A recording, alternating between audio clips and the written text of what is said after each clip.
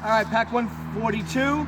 So we are here on the edge of New Fairfield, on the border with New York State.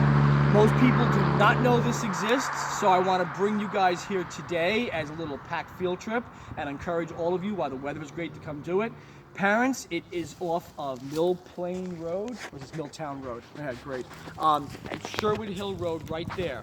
So when you come off of Route 37 and you're going to turn right going towards New York, and you're gonna make a little right on Sherwood Hill Road, and there's a little parking space right on the side there, so you can walk over to this spot. So kids, make sure you stay with your parents on this. There's this little spot over here on the side of the road. New York State does this great thing where they mark all the historical marks, big blue and gold New York State signs. Blue and gold is the color of New York State, and they actually had two of them. There was a third one right up there on State Line Road, but for some reason got removed. I guess Connecticut got mad it was on their land. I figure Connecticut should put a marker up there too, but we're not gonna talk about politics. Anyway, what's this all about? So who wants to read this? What does it say?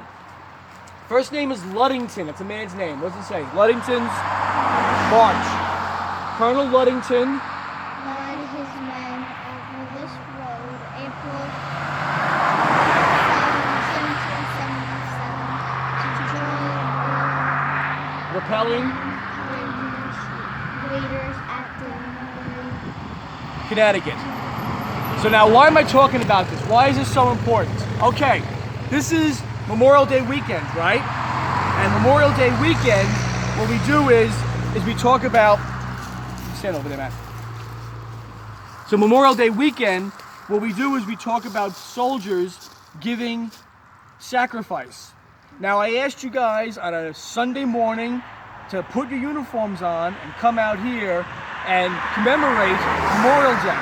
And it's kind of a sacrifice. You're probably saying to yourself, oh, why do I want to do this? Why do I want to come out here? Well, imagine this. Imagine it's in April 1777 and you're in your farmhouse. Nice job on that, by the way. Thank you very much. You have a great day and enjoy your weekend. Start reading it soon. Okay, thank you. Actually, I'll keep it cleaned up. I appreciate that. Thank you.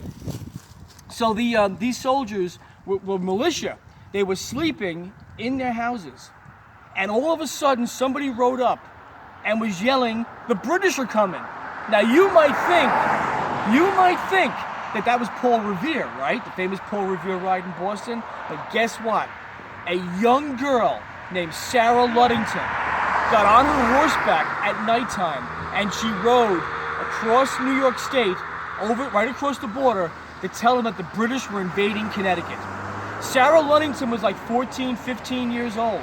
She got on her dad's horse. Her father was Colonel Luddington, in charge of the New York militia, and she rode out there to rise the alarm so that the soldiers would get their muskets, get their clothes on, and come across the border, and they had to march, and they had to ride horseback and everything to get here to Connecticut, because the British were invading Danbury.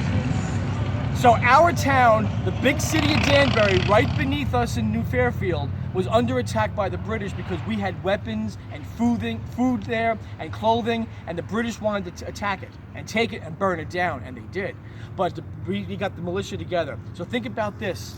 People from the next state of New York got up at night and sacrificed their sleep, their time, their own money, and even their lives to ride into New York and cross this spot right here. 1776, American troops from New York were crossing this border to help American troops in Connecticut. And that's sacrifice. So right here in our own town, right here in New Fairfield, is an important historical marker from the American Revolution. Bet you guys didn't know that, right? And this whole thing started because a young girl heard that her father had to go to war, and she got on his horse and rode around and got everyone together to fight together against the British. And that's an American story. I read about that. You read about that, right? If we go over to New York, there's a big statue of her too. That's an American story. It's a story about how citizens came together to help the soldiers, how the soldiers came together to help us, and it's true meaning of sacrifice. So on Memorial Day, we remember those men and women who dedicated and gave their lives for our country. real fast, something unusual about Memorial Day this year, and more importantly for Armed Forces Day this year. This is the first time we have an extra branch in the military. So our armed forces consist of the Army, the Navy, the Air Force, the Marines, the Coast Guard, and who now is part of the military. Come on, we have a new branch in the military. What is it? Space Force. Now, no one in the Space Force has died in combat, thank goodness. But Armed Forces Day this year, we're going to be celebrating the Space Force as part of that. And just think, 200 years from now, there might be a monument someplace on the moon, on a satellite in outer space, maybe here on Earth, to how the Space Force helped save our country. So think about that, guys. You're living in the middle of history. Pack 142, and I thank you very much, and enjoy your weekends.